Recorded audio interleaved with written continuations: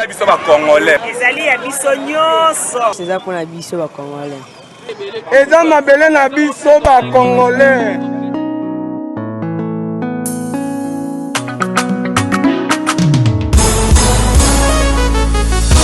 Yabiso yo yo yo, yabiso yo yo yo, yabiso yo yo yo, moko yo Congo, besi ya mwana zobeta masolo ya mboka na biso.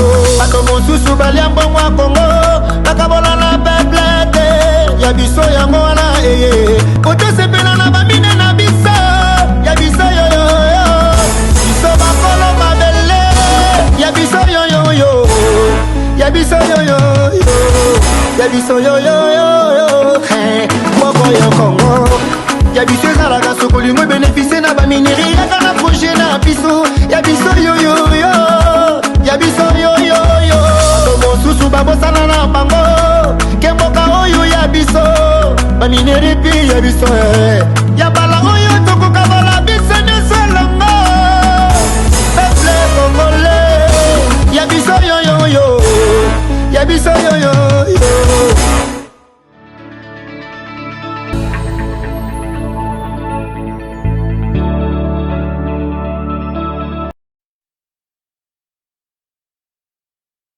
Madame, Messieurs, bonsoir et bienvenue à ce nouveau numéro de l'émission Contre nous, soit dit magazine d'analyse d'actualité politique, économique, sociale et même juridique qu'on a laissé ici à CPL Télévision. Nous prenons des questions importantes qui retiennent l'actualité dans ces domaines.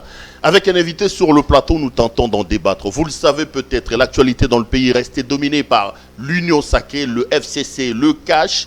Après la rupture, que faut-il faire? Que disent les textes, la loi? Il faut à un moment donné aussi interroger la loi et l'intérêt du peuple dans tout ça. Aujourd'hui, je vous propose à la fois une émission pédagogique, scientifique, aussi politique. Parce que mon invité est réputé avoir la capacité de trouver un attelage entre les domaines de la science, mais aussi dans la politique. Madame, Messieurs, j'ai le réel plaisir de recevoir pour vous le professeur Gabriel Banza Malalé. Professeur, bonsoir. Bonsoir. Un grand plaisir de vous avoir sur ce plateau. Pour la première fois, j'espère que ça ne sera pas la dernière fois. Je suppose. Vous êtes scientifique, professeur à l'université de Lubumbashi, vous êtes député provincial élu à Lubumbashi, vous êtes politique. Comment on trouve le chemin de l'équilibre entre toutes ces choses-là? Non, le chemin d'équilibre, c'est une bonne préoccupation. Le chemin d'équilibre, c'est la science. La politique a cessé d'être la politique. Maintenant, la politique est devenue toute une science. Quand vous allez à la faculté, vous allez trouver toute une faculté qui parle de la politique, qui enseigne la politique, avec comme ligne de conduite toute la méthodologie requise, notamment les principes, les hypothèses, les thèses, la doctrine, tout ça. Donc la politique peut également être entendue comme une science parce qu'il y a des facultés qui le font. Parce que nous qui vous regardons de l'extérieur, on a notre conception de la politique, le mensonge, les contre-vérités, l'intérêt personnel, la capacité à tordre la vérité pour son propre camp. C'est quand vous vous mettez dans la démarche consistant à faire de la politique un moyen occulte par lequel il faut accéder au pouvoir. Mais s'il faut faire de la politique un instrument juridique, un instrument scientifique valable, vous serez de passage à la faculté. Et la faculté vous donnera tout ce qu'il faut comme théorie requise de manière à faire la politique en tant que science. Et malheureusement, dans notre pays, tout le monde devient juriste, tout le monde devient politique, même sans avoir une quelconque notion de base sur le plan scientifique et du droit et de la politique elle-même en tant que science. Professeur Banza, vous en parlez avec délectation, on sait que vous êtes professeur d'université, vous défendez la connaissance, mais le professeur d'université qui rentre dans l'arène politique n'a pas une bonne image dans le pays. Lorsqu'on parle de Mobutu, on dit que le Congo a été détruit parce que Mobutu s'était fait entourer des professeurs d'université. Kabila, même moi, en 18 ans, vous pouvez tout lui dire, mais vous étiez là, vous, le professeur Bochab, le professeur Loumanou, tous ces rompus scientifiques de mon pays. Mais quand vous êtes dans l'arène politique, on a l'impression que toute la connaissance scientifique que vous avez, vous n'arrivez pas à les mettre en pratique pour sauver le pays. Non, merci beaucoup. C'est quand on a fait des études scientifiques ramassés par-ci, par-là, que l'on se retrouve en difficulté. Notamment, si vous voulez appliquer la politique selon l'orientation de la France, des États-Unis ou d'Angleterre, de la Belgique, le terrain n'est pas approprié pour parler de la politique au Congo. Il en est de même du droit. Quand vous vous inspirez d'une autre école par rapport au Congo, vous allez vous cogner dans le mur. Mais néanmoins, des 60 à nos jours, si je peux terminer, on voit qu'il y a une marche, un effort important que l'intellectuel congolais est en train de faire pour pénétrer les différentes questions qui constituent les crises à examiner. Donc il faut contextualiser la politique au Congo. Il faut en parler scientifiquement, mais tout en les contextualisant à nos réalités, à nos problèmes à nous. Si on ne le fait pas, on n'est pas scientifique. Mais bien, on a tenté d'adapter la réalité sociale, politique, économique, juridique du Congo aux réalités importées d'ailleurs, notamment de l'Occident. Conséquence, c'est ça l'échec. Et parce qu'il y a échec, maintenant il faut continuer, c'est ça l'avantage de la science. La science ne vient pas résoudre le problème en une fois. La science traite de toutes les questions qui se présentent en face de soi. On a déjà débattu par les éminences dont vous venez de parler, les différents professeurs qui nous ont précédés ou nos aînés sur le cursus. Ils se sont inspirés des autres écoles appliquées ici chez nous. On a trouvé que c'était incompatible. Mais maintenant, nous sommes et nous appartenons à une génération où nous abordons le Congo selon le Congo et nous cherchons à connaître d'où le Congo vient, où il est et où il va. À ce titre, nous ne commençons pas à faire les études à partir du 30 juin 1960 parce qu'en cette date, le Congo existait déjà. Il avait le chapeau de la politique coloniale belge. Mais quand nous arrivons au 18 octobre 1908, la date de signature de la charte coloniale, le Congo n'est pas né sur cette base-là. On regarde dans le rétroviseur, 23 ans avant, on était en face d'un État indépendant du Congo.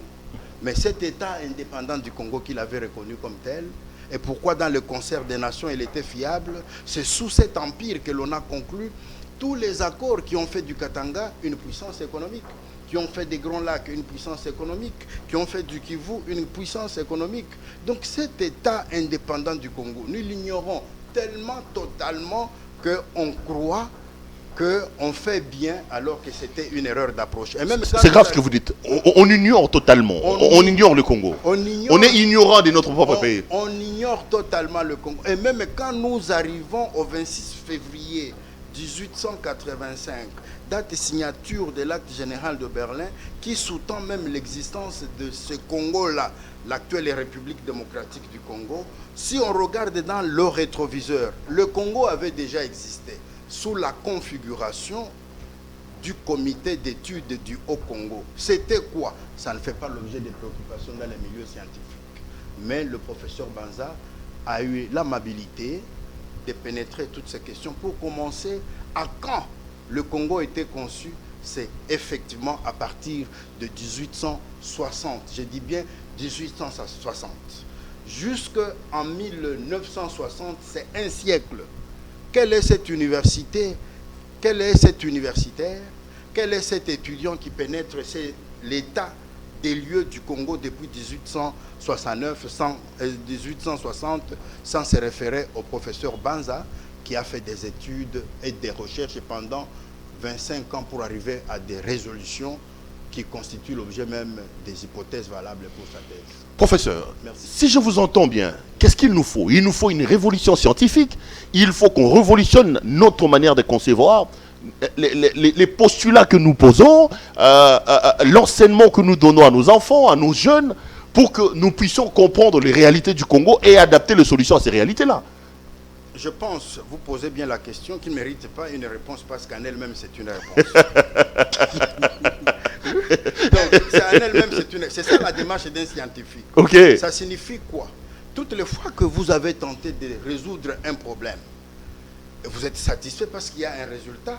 Si celui-ci ne vous donne pas la satisfaction suffisante, donc vous devez encore poursuivre. Donc, l'état des lieux des recherches scientifiques aujourd'hui soulève une préoccupation de mise en cause totale. Vous êtes professeur, qu'est-ce que vous avez fait par rapport à vos recherches?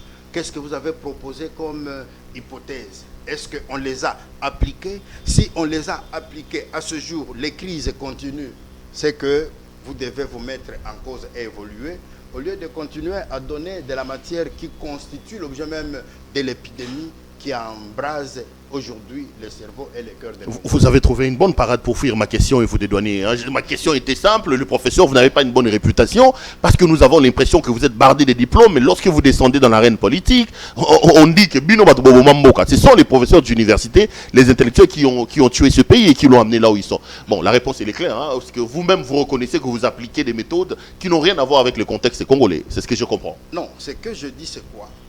L'État doit faire un effort pour prendre conscience de l'évidence selon laquelle le Congo doit se connaître. Le Congolais doit connaître le Congo. Mobutu a tenté de parler de l'authenticité politique du Congo. Ça, c'est un aspect très mineur. Moi, je parle bien de l'authenticité effective de l'État du Congo. Ça exige que nous puissions pousser plus loin, comme les historiens, les archéologues viennent avec la matière brute. Parlons de la conception du Congo. Le Congo, c'est un État atypique. Dans le monde, il n'y en a pas deux qui aient été conçus et créés comme tels. Jusqu'en 60, le Congolais n'a pas été associé pendant 100 ans, ni à l'organisation, ni au fonctionnement de l'État du Congo. Mais vous lui demandez de diriger un État dont il ne connaît pas d'où il vient, où il est, et quelle est sa vocation. La conséquence, vous allez venir avec beaucoup de théories, mais qui sont inadéquates. C'est ça la situation réelle, et la science doit pousser les scientifiques à se mettre en cause pour entrer en profondeur. Et nous avons osé. Là, c'est l'aspect donc des sciences. On abordera ça dans plusieurs thématiques de cette émission. Mais vous avez aussi la casquette de politique. Vous êtes député provincial à Lubumbashi, élu dans la ville de Lubumbashi, président des partis politiques, membre du FCC, kabiliste, on parlera de tout ça. Mais parlons un peu de votre ville qui vous a élu. Comment vous regardez Lubumbashi aujourd'hui? Nous qui vous regardons un peu de loin, on a des larmes aux yeux. Vous êtes député provincial, l'insécurité qui bat son plein à Lubumbashi est due à quoi? Et pourquoi l'Assemblée provinciale? Vous, député, vous ne vous organisez pas pour coincer l'exécutif provincial, le gouverneur de province, pour que la ville de Lubumbashi reprenne sa quiétude d'antan? Oui, c'est ça la préoccupation. Quand vous pensez que l'insécurité à Lubumbashi doit vous faire pleurer, pourquoi vous ne pleurez pas autant, si pas plus, par rapport à l'insécurité que l'on trouve ici, que l'on trouve à l'est du Congo? La situation est liée à la défaite de l'émergence de l'économie. Parce que tous ces criminels, c'est plus facile qu'on ouvre les prisons, on va y trouver tout le monde.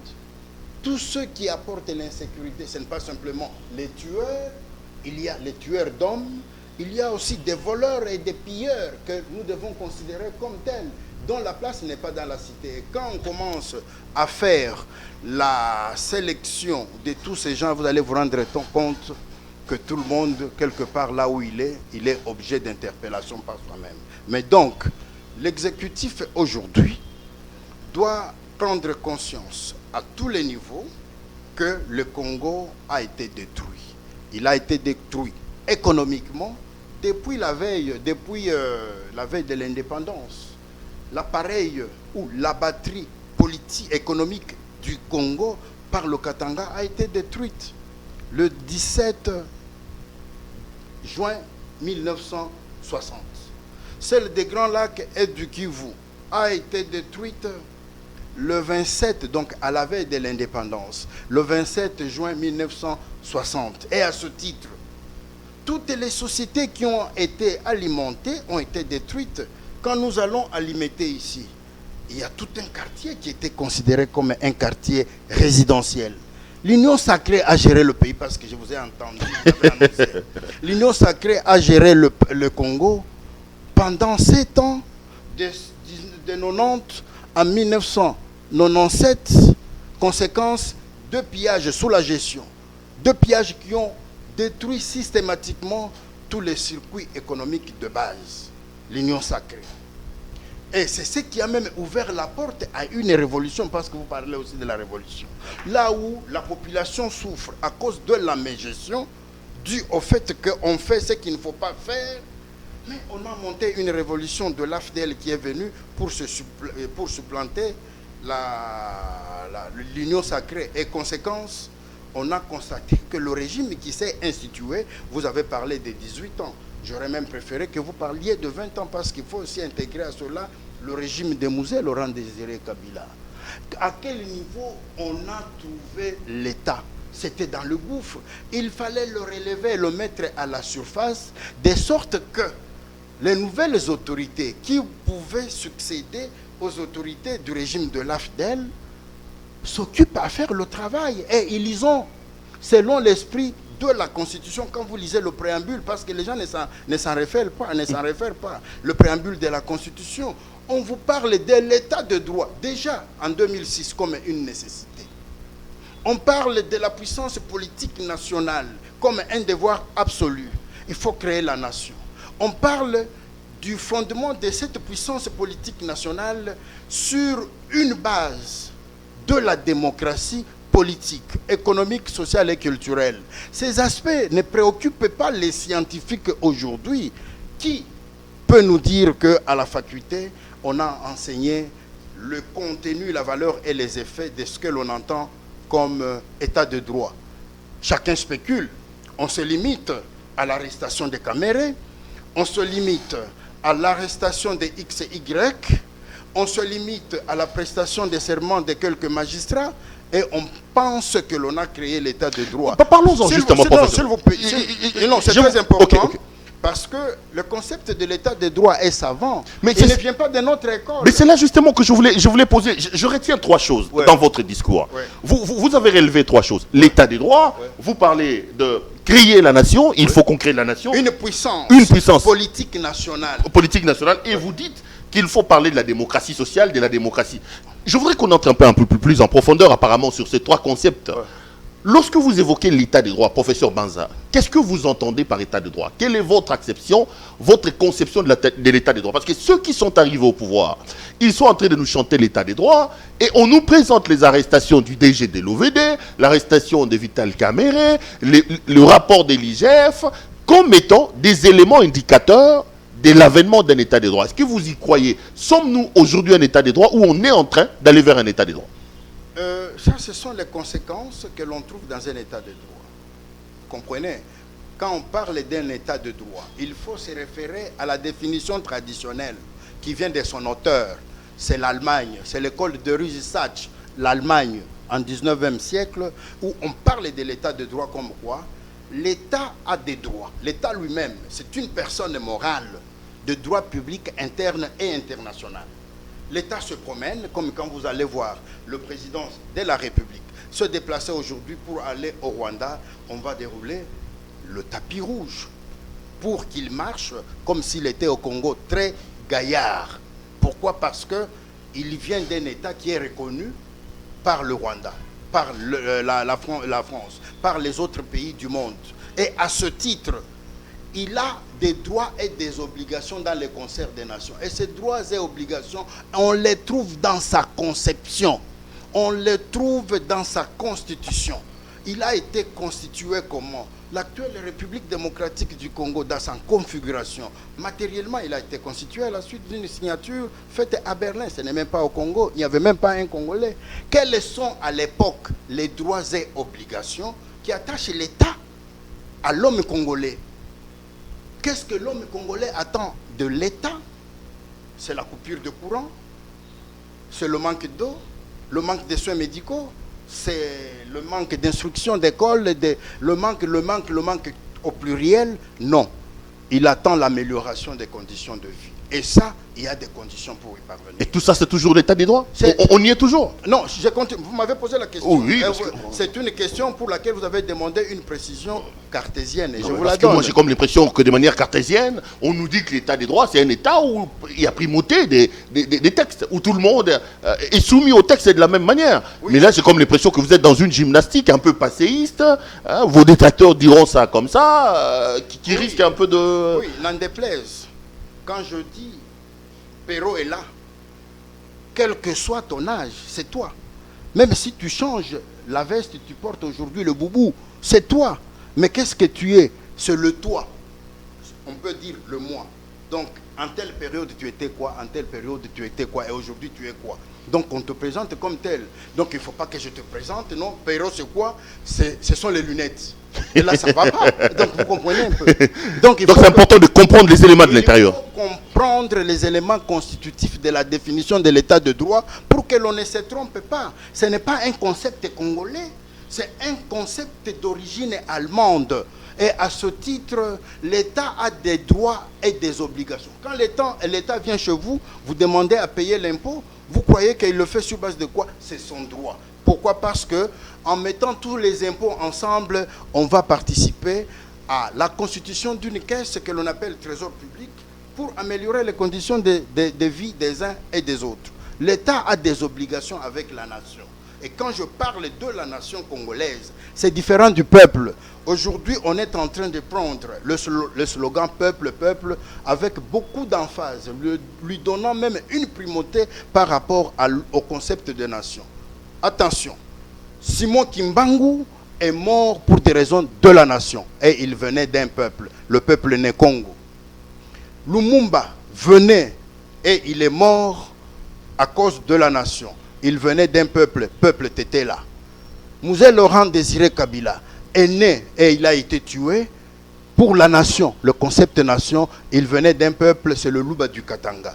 Son fils a travaillé sous la ligne de la nation. La nation n'a pas le même contenu chez nous en droit constitutionnel congolais, la même configuration, le même contenu, la même valeur et les mêmes effets en France, où il n'y a qu'un même peuple. Donc ici chez nous, la nation c'est le résultat d'intégration de tous les différents peuples et c'est ce vers quoi le constituant de 2006 nous invitait. En quelque sorte, il faut que l'on arrive à être une puissance forte, que l'on s'entende politiquement sur les principes qui constituent les lignes maîtresses de mise en commun de la volonté politique du Congolais. Mais on n'y est pas. On n'y est pas. Donc le Congo n'est pas une nation pour le moment. Jusque-là, on cherche à le constituer. Quand vous parlez de la conjonction... Sur les textes, oui. Non, allons dans le fait. Quand vous parlez de la conjonction, on sent que c'est vrai qu'il y a plus de 400 ethnies et tribus ici.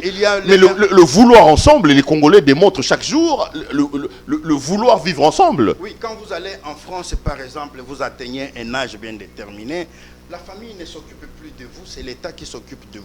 Parce qu'il y a par exemple l'INSS chez eux, qui s'occupe de la vie des uns et des autres. Il y a des services philanthropiques créés par l'État pour qu'à un âge bien déterminé, l'homme cesse d'être une charge pour soi-même et pour sa famille. Aujourd'hui, si tu es éprouvé, ceux qui viennent chez toi, c'est d'abord les gens de ta tribu, c'est le peuple. Donc vous comprenez. Et l'émergence du concept peuple tue, sans le savoir, et dangereusement le concept de la nation. Et aujourd'hui, il faut aller dans les différents ministères, dans les différents services de l'État, ceux qui ont la charge de constituer leur bureau, ils recourent aux membres. Qui sont les membres? Ce sont les membres de leur tribu. Et ça, c'est le peuple. Ce n'est pas la nation. Et c'est pourquoi il faut que nous puissions nous mettre l'idée de pouvoir comprendre le Congo dans son contenu à partir de sa conception. Revenons sur l'état des droits. Oui. Vous dites que l'état des droits est un concept nous importé de l'Allemagne, donc c'est un concept d'origine allemande. Oui. Vous dites que c'est dans une situation où l'État a des obligations, l'État a des droits, mais est-ce que vous pensez que là, c'était ça ma question, là à l'heure où nous parlons, au Congo, nous sommes un État des droits. Est-ce que vous pensez qu'il y a des signaux, des indicateurs qui tentent à démontrer que nous avançons, que nous faisons un pas vers un état de droit, ou vous pensez que par rapport au contenu de ce mois que vous évoquez ici, le Congo n'y est pas encore, on n'est pas encore un état de droit? Vous vous êtes tellement intelligent que vous êtes en train de m'éblouir.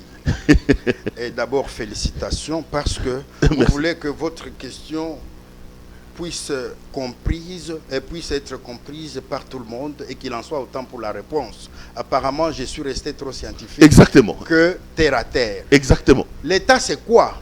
C'est ce protecteur de ma vie. Parce que vous parlez de l'insécurité, vous parlez de la famine, vous parlez de l'électricité, vous parlez de l'eau, des soins médicaux, de l'instruction de l'enfant, vous parlez de l'autosuffisance alimentaire qui sont impossibles. Voilà les charges de l'État. Et l'État qui n'arrive pas à le faire n'est pas une puissance.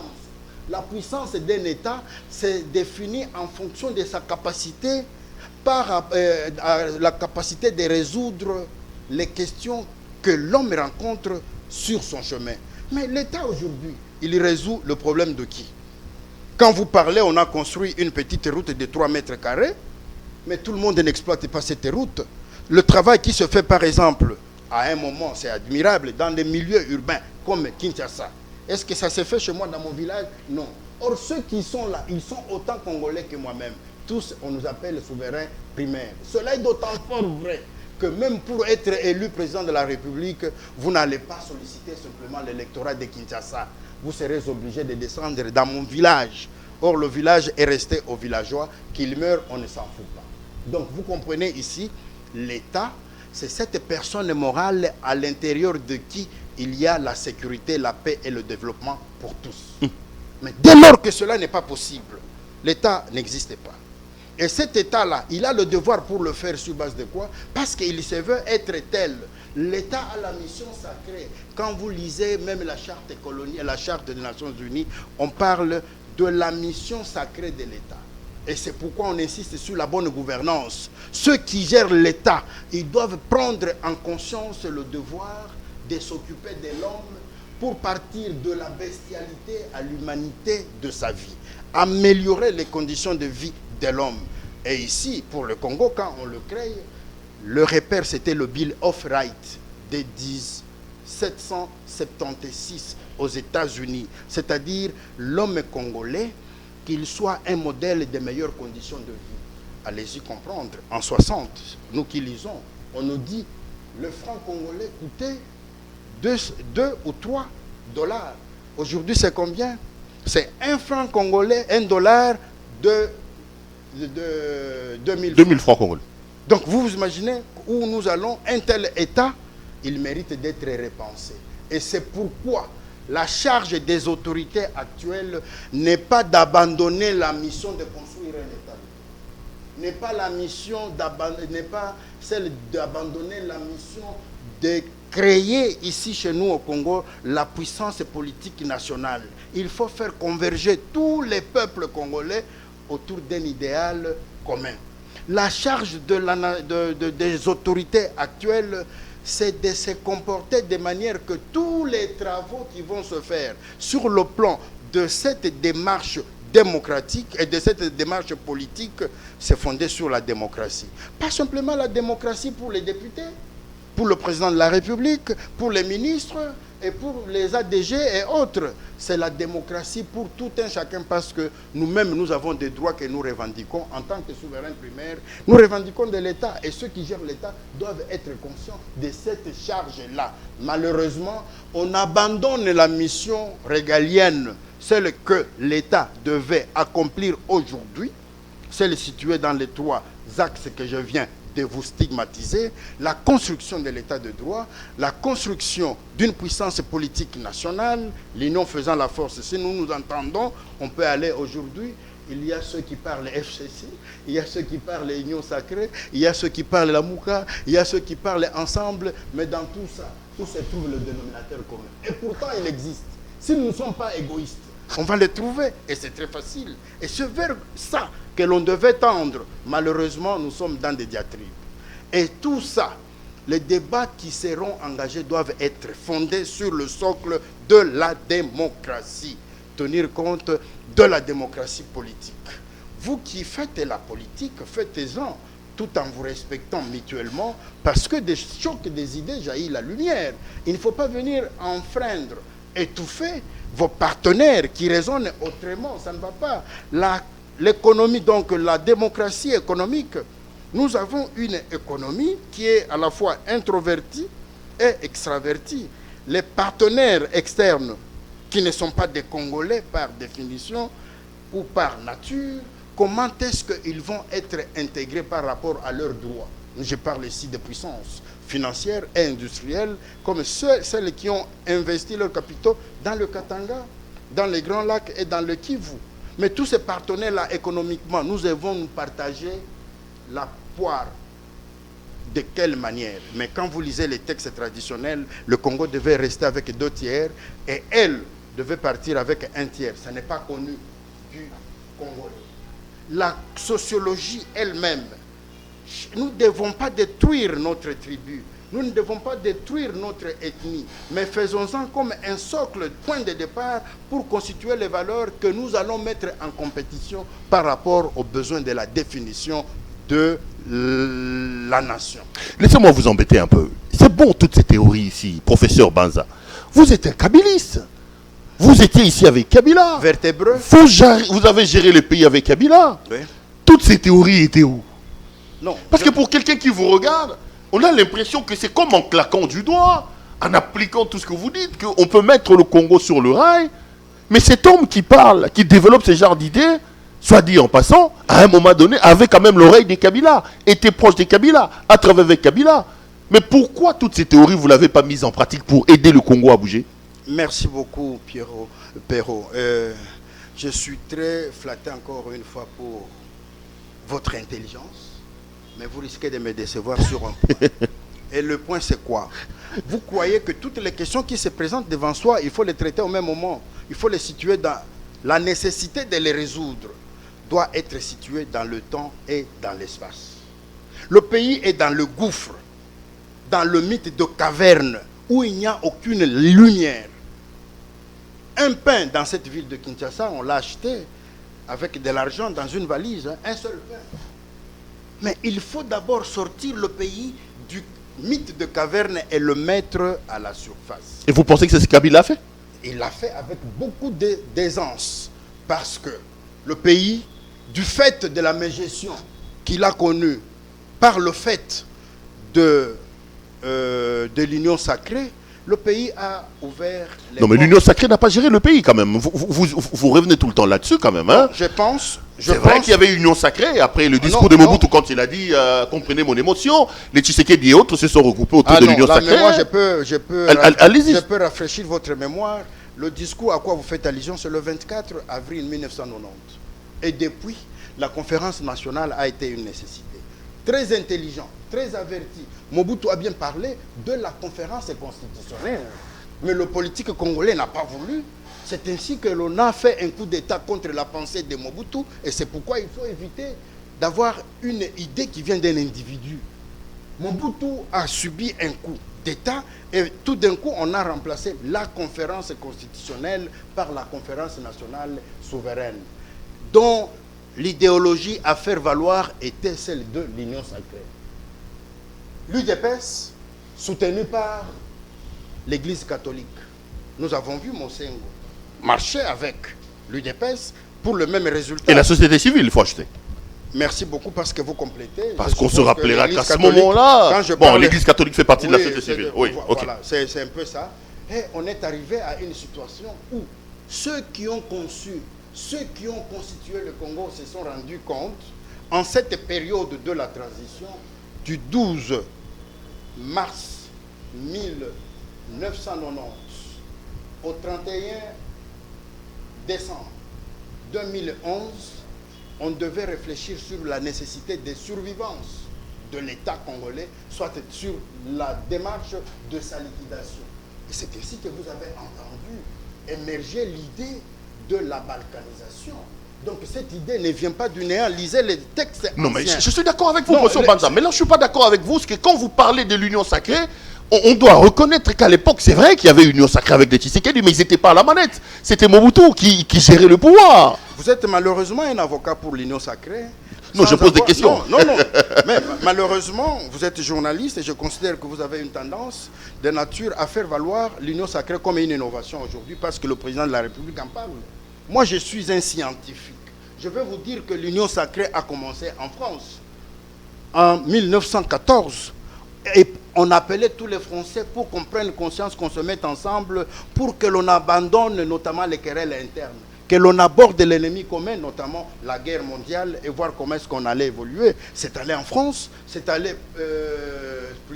en Angleterre, en Allemagne. Donc l'union sacrée. Si c'est de cela qu'on s'inspire, tant mieux.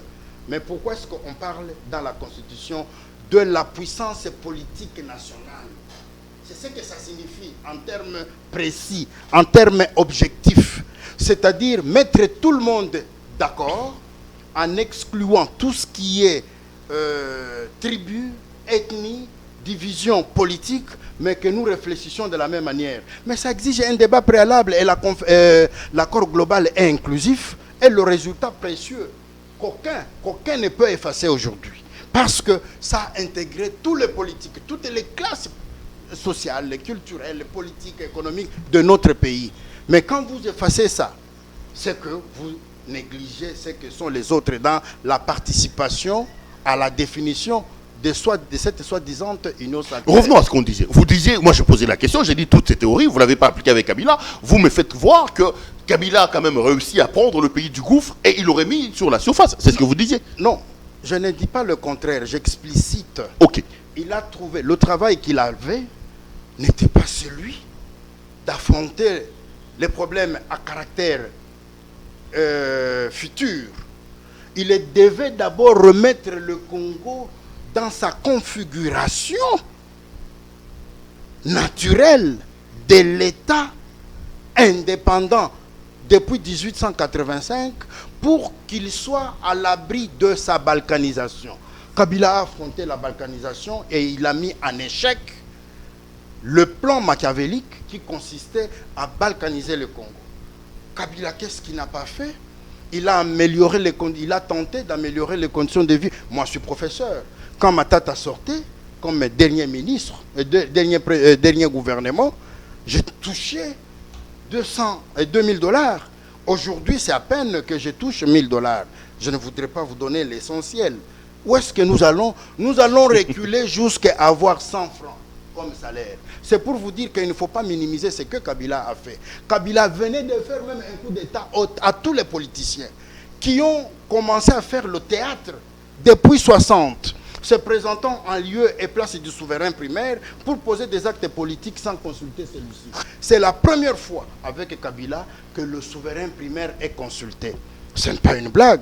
Kabila a eu en tête que le Congo est un État civilisé. Il a doté le Congo d'un acte juridique que l'on appelle Constitution de 2006. Après combien de navettes, après combien de blagues, de distractions, depuis 1990, on a connu des actes, des lois qui ne sont pas Constitution, mais qui ont conduit le pays dans le désordre. C'est pourquoi le respect de la Constitution est un devoir absolu. Sans quoi, nous allons nous cogner dans le mur. Donc, ici, il ne faut pas minimiser les efforts que Kabila a fait, a posé. Si vous les minimisez, vous n'allez pas croire dans un travail positif. C'est par mauvaise foi que les gens cherchent à minimiser ce que Kabila a fait. Kabila a entrepris les travaux pour essayer, même sur le plan des infrastructures, doter chaque province d'une base économique en termes d'infrastructures qui soit fiable. Que l'on minimise ça, que l'on ignore ça. On vit dans quel pays? Donc, j'ai dit ceci. Même Mobutu, à qui on donne une carte rouge, le travail qu'il a fait, ce n'était pas un petit travail. Voilà un fruit. Mobutu a réussi à faire de la nation congolaise une assise évidente. Parce que tu pouvais te promener à gauche et à droite, on t'appelait Zaïrois. Mais aujourd'hui, c'est quoi? On commence à vivre la renaissance du tribalisme, avec une vitesse spectaculaire, de l'ethnicisme. Quel est le danger? On ne va pas s'approcher alors que l'on devait s'approcher. Donc voilà un peu, il ne faut pas minimiser, la liste est très longue, les efforts que Kabila a dû développer dans ce pays pour croire qu'il est venu danser. Hein. 18 ans, il a fait, non, 20 ans, Kabila papa et Kabila fils ont fait un travail de construction qui mérite beaucoup de fierté. De la part des membres du FCC, ça se comprend et ça s'explique. Oui, peut-être parce que j'ai su, c'est maintenant que je sais que vous n'êtes pas FCC, vous êtes tout simplement un anti-FCC. Je suis journaliste. Non, objectivement, vous êtes convaincu parce que je connais votre capacité intellectuelle. Pero, vous êtes d'accord avec moi? Il faut plutôt convaincre nos téléspectateurs. Puisque vous parlez des Kabila, nous sommes à l'heure, parlons un peu politique, redescendons, laissons un peu la science. Nous sommes à l'heure d'une sorte de transhumance. Le président a signé les certificats de décès de ce mariage entre le FCC et le CACH. Tout le monde est en train de quitter les bateaux FCC qui donnent l'impression de prendre l'eau de partout et les gens sont en train de descendre. Est-ce que vous aussi, vous êtes dans la logique de l'union sacrée lancée par M. Félix Antoine Tshisekedi? Vous êtes sur le point de rejoindre et d'adhérer à l'union sacrée ou vous dites FCCien, kabiliste, jusqu'à la moelle épinière, jusqu'à ma mort? Celui qui viendra dans ce pays pour faire mieux que Kabila, je le constaterai et je le suivrai. À l'état actuel des choses, l'union sacrée ne m'effraie pas. 1. Je ne suis pas chômeur, je suis avocat. 2. Je suis professeur d'université. Et vous venez de dire, en passant, je suis député. Le peu que je gagne, ça suffit pour que je ne sois pas léger dans mon comportement. Quand je me suis exprimé en faveur du FCC, c'était avec conviction, comme on le dit, en âme et conscience. J'ai les repères dans FCC et je trouve que l'on ne s'est pas trompé d'être FCC. Bien sûr, c'est un enfant qui est né, qui n'a que 2 ans, et il mérite d'être repensé pour lui donner le sucre ou l'essence qui lui manque pour continuer le combat. Et là, on ne peut pas s'inquiéter. S'il y a des gens qui quittent, mais il y a les gens qui font la politique pour la politique. Ils font la politique politicienne. Je vous ai dit que la politique a cessé d'être le combat pour le pouvoir. La politique est devenue toute une science. Donc vous n'êtes pas partant, vous êtes dans le FCC. Il y a longtemps que je le dis pour ne pas me poser cette question. Vous me posez cette question. C'est une redondance. Non, c'est une redondance.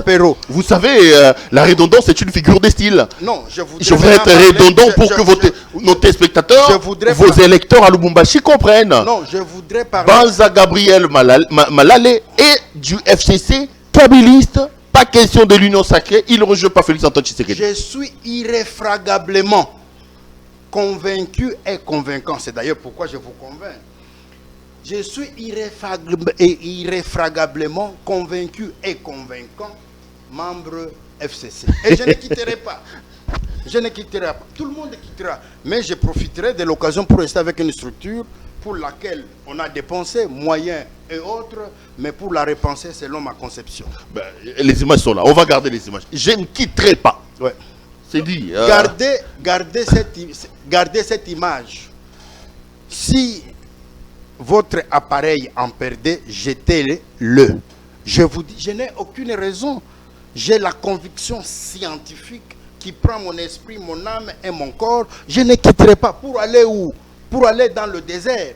Mais ce dont vous parlez là, union sacrée, c'est quoi? Quel est son contenu? Quelle est sa valeur? Quels sont les effets juridiques, politiques, économiques, diplomatiques, sociaux, culturels? Il n'y en a pas. Mais si on arrivait à donner la définition de l'union sacrée comme étant identique à celle de la bonne gouvernance, voilà, on aura rencontré le cœur du professeur Banza. Pourquoi? Parce que la bonne gouvernance repose sur les principes qui sont reconnus de manière classique. 1. La démocratie, la participation, la représentation et l'équité et la justice dans l'exercice et les droits de souveraineté. Là, on va me rencontrer en lieu et place de l'union sacrée. On peut même dire la chose. Mais pourvu que cette chose-là repose sur ces principes, on rencontre le professeur Banza. Vous dites quelque chose de très important. Vous dites, je quitterai le FCC le jour où je trouverai une structure ou une idée qui propose et qui fait mieux que le FCC. Pour vous, en 2 ans, Félix Antoine Tshisekedi fait moins que Kabila. Pour vous, en rompant ce mariage avec Kabila et en allant vers l'union sacrée, Félix Antoine Tshisekedi fait moins que le FCC, fait moins que Joseph Kabila. C'est ce que vous voulez dire? Non. Il ne faut pas me poser des questions. Nous avons encore le président qui est au pouvoir. J'ai la culture de respecter les autorités établies parce que ces autorités sont établies par Dieu. le minimum que je puisse faire par rapport à cette question, je me tais. Mais que je dise mieux que Kabila, je ne suis pas encore convaincu. Non, mais vous l'avez dit. Vous l'avez dit. Mieux Pourquoi que Kabila, il n'y en a pas. Mais laissez-moi insister pour permettre Oui. à vos électeurs de comprendre. Oui. Vous dites que je quitterai le FCC le jour où je trouverai une proposition beaucoup plus alléchante, entre guillemets, en termes de propositions dans le cadre de l'amélioration des conditions des Oui, populations. ça viendrait de n'importe quoi, même d'une chose, intitulée comme, présentée comme telle, sans que ça soit forcément l'union sacrée. À l'état actuel des choses, Félix ne le propose pas. L'offre présentée par le président de la République ne vous séduit pas. À l'état actuel, l'offre proposée par M. Félix Antoine Tshisekedi j'attends. n'est pas mieux que l'offre de Kabila. Je mets tout simplement les mots dans le contenu de ce que vous dites. Hein. Si je suis en train de me tromper, recadrez-moi, professeur Baza. L'offre de Kabila n'est plus une offre comme telle parce que j'ai déjà accepté d'être avec Kabila et j'ai expérimenté. Il s'agit de qui? Je ne peux donc pas comparer les matières qui ne sont pas comparables. Ici, il y a l'offre, tandis que de l'autre côté, il y a une évidence. Kabila peut maintenant faire l'objet de critiques parce qu'il a géré pendant 1 mois, 1 an ou plus. Nous arrivons à 20, par exemple. Les gens qui ont les lunettes comme les vôtres peuvent maintenant prélever pour dire là, il avait échoué, là, il avait mieux fait. Mais sortons des sentiments politiques, des sentiments qui sont subjectifs. Mais parlons objectivement, il faut donner un coup de chapeau à Joseph Kabila. Je ne le fais pas par sentiment, j'ai toutes les raisons que je venais d'expliquer pour vous démontrer que Kabila m'a convaincu. Et il a fait le travail qu'il aurait dû faire en son temps. Et aujourd'hui, il a déposé le pays à la surface pour qu'on sache qu'est-ce qu'il doit être et comment il faille aller et évoluer avec lui. C'est sur ce point, je dis, qu'il a laissé le pays devant 3 problèmes. La construction de l'état de droit, la construction de la puissance politique nationale, la construction de cette politique puissance politique nationale reposée sur la démocratie. Selon ces les 4 aspects que je venais de relever, économique, politique, économique, sociale et culturelle. Mais fort malheureusement, je constate qu'on n'y est pas encore. Je suis quand même un intellectuel. Personne ne peut me refuser l'opportunité de réfléchir. Ce que l'on attend n'est pas encore là. Vous voulez que je vienne applaudir? Participer à l'arrivée de ce que l'on attend. C'est pourquoi je dis ceci. Le chef de l'État a le devoir de s'occuper de moi. Si vous ne voulez pas qu'il s'occupe de vous, moi, il a le devoir de s'occuper de moi. Pourquoi? Parce que je suis souverain primaire. Je suis citoyen congolais. Il n'y a que lui qui a la charge de m'assurer la paix, la sécurité et l'amélioration des conditions de vie. Mais si je trouve que le résultat aujourd'hui est dégradant, le résultat aujourd'hui, dans 2 ans, ça fait que nous vivons des crises qui n'ont pas de description, qui ne peuvent pas être comparées à la situation passée. Quid? Je vais dire non. Ici, si nous allons aux élections, moi je ne lui donnerai pas ma voix. Je suis libre. Oui, vous êtes libre. Professeur Baza, on tombe petit à petit vers la fin de cette émission. Vous dites que vous resterez au FCC, même si tout le monde partait pour réfléchir, repenser FCC. Ceux qui sont à l'extérieur, les rares qui restent, parce que bon, les départs, il y en a quand même les gens aujourd'hui, hein, attaquent de manière frontale M. Némi Mulania. On dit que sa coordination, j'ai lu la toute dernière tribune du professeur Bongeli qui parlait d'un juriste hautain et orgueilleux qui n'a pas su canaliser les aspirations des uns et des autres. Vous pensez qu'aujourd'hui, en termes de diagnostic, il faut épargner Kabila qui par-dessus tout est autorité morale et donner toutes les flèches à Némi Mulania, ce qui arrive au FCC, le naufrage, qui peut, selon vous, porter la responsabilité? Non, moi... Je m'appelle professeur. Je ne suis pas professeur de l'école primaire. Je suis docteur en droit. Professeur établi comme tel, remplissant toutes les conditions quant à cela. Mais je ne peux pas me comporter de nature à juger les individus. Chacun de nous a des faiblesses et il a des qualités. Némi Mulania, moi je le connais. Nous avons été ensemble à la présidence et il m'a trouvé à la présidence. Et j'ai de l'admiration pour lui, pour ce qu'il fait de si mieux par rapport à sa capacité en tant qu'individu. Mais si on trouve que sur son cursus, il y a des erreurs, il y a des insuffisances, en quoi moi je devais le discréditer? Je ne suis pas comme cela. Critiquer, c'est pas discréditer, hein? Non, parce que vous dire dites... que c'est lui qui porte la responsabilité.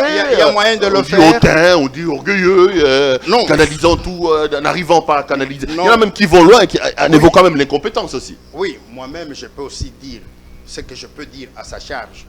Mais le courage intellectuel lié à mon éducation, c'est d'étendre vers lui, lui dire non, monsieur, tu es. Quand je dois passer par les médias et je commence à dire des choses qui sont négatives à son endroit, c'est de la calomnie. Donc vous comprenez, c'est de la calomnie, ça n'a pas de sens. Némi, on ne peut pas douter de sa qualité scientifique. Némi, on ne peut pas douter de sa qualité en tant qu'être humain qui a des valeurs morales admirables. Moi, je peux vous dire aussi que je le connais dans des circonstances où il a déjà fait un geste très généreux à mon endroit en faveur de mon enfant qui est aux États-Unis. Donc ça s'appelle Némi Mouilagna.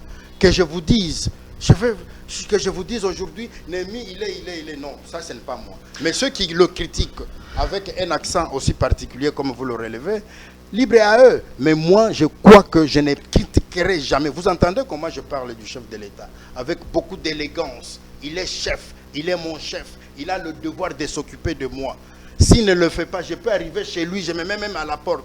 Dès que je dors, il va s'assurer que non, il y a un individu qui s'appelle Banza. Faites-le entrer, il va me recevoir. Professeur, on est en train de me tirer l'oreille là-bas. On a déjà fait 1 heure. Je ne me rends même pas compte qu'on était déjà à l'heure. Mes réalisateurs vont me descendre. Vous avez 1 minute, on va terminer par là. Dans le cadre de cette cacophonie politique, FCC, Cash, maintenant Union Sacrée, les Congolais vous regardent. Ouais. Si vous étiez demandé de donner un message, qu'est-ce que nous devons faire pour que finalement, dans cet imbroglio politique dans lequel vous, les politiques, vous nous plongez, que le Congo et les Congolais trouvent son sort dans ça? Vous allez dire quoi? Oui, je veux dire que on doit rentrer au respect strict de la Constitution et des lois de ce pays. Et la Constitution prévoit les 3 piliers de garantie à quoi devait être subordonnée l'administration d'aujourd'hui et de demain. C'est construire un état de droit, c'est construire une puissance politique nationale et asseoir cette puissance sur la démocratie. La démocratie politique, pas simplement pour les députés, les ministres, le président de la République, c'est-à-dire politique, économique, sociale et culturelle. Ceux qui ont rédigé ces choses dans la Constitution, ils ont fait de grandes études pour résumer toutes les crises que le Congo connaît depuis 60 à nos jours. Voilà un peu. Merci beaucoup, professeur Gabriel Banza Malali. Merci d'être venu nous voir. Revenez quand vous voulez, quand vous êtes à Kinshasa. Ici, chez vous, c'est chez vous, les portes sont grandement ouvertes. Je suppose que vous ne m'aimez pas parce que vous me coincez avec des questions qui sont de nature à m'orienter vers la piste négative. Non, je ne pose que des questions et ma responsabilité, mon travail à moi, c'est de prendre ce que les téléspectateurs attendraient s'ils étaient en face de vous et de poser ces questions-là. Non, je pense que vous êtes admirable. Ouais, je pense que vous avez répondu. Et courage. Que cette maison, Dieu y verse de son sang pour qu'elle émerge. Je ne voudrais pas, à la fin de l'année, vous retrouver ici. Amen. Si c'est une prophétie, homme de Dieu, je dirais Amen. Non, les hommes de Dieu. Non, depuis lors, tout le monde a des étiquettes des archibishops. Je te dis, au mois de décembre, le 31 décembre de cette année, nous allons nous rencontrer. Vous allez être gênés d'être ici. Merci beaucoup. Merci beaucoup. Merci. Que Dieu accomplisse vos vœux. Merci. Madame, monsieur, ça a été un grand plaisir. Je vous ai promis une émission à la fois politique, scientifique, juridique et tout ce que vous voulez.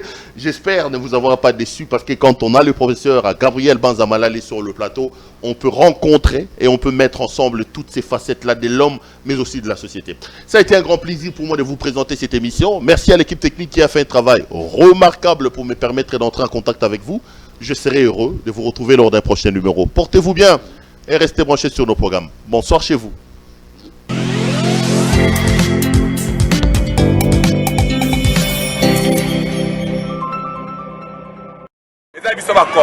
ezali ya biso nyonso. C'est ça pour la biso ba Congolais.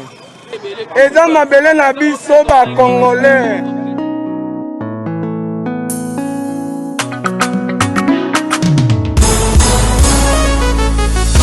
Yabiso yo yo yo, yabiso yo yo yo, yabiso yo yo yo. moko yo Congo. Besi ya mwana zobeta masolo ya mboka na biso. Bato mosusu baliambo mwa Congo, bakabola na peplete. Ya biso ya mwana koto sepela na bamine na biso. Ya biso yo yo yo. Biso bakolo mabele. Ya biso yo yo yo. Ya biso yo yo yo. Ya biso yo yo yo. Moko yo Congo. Ya biso ezalaka sokoli mwe bénéficie na bamineri kaka na projet na biso. Ya biso yo yo yo. Ya biso yo yo yo. Bato mosusu babosana na bango kemboka oyo ya biso bamineri pi ya biso ya bala oyo tokoka bala biso neselongo peuple congolais. Ya biso yo yo yo. Ya biso yo yo yo. Pao Mokonzi.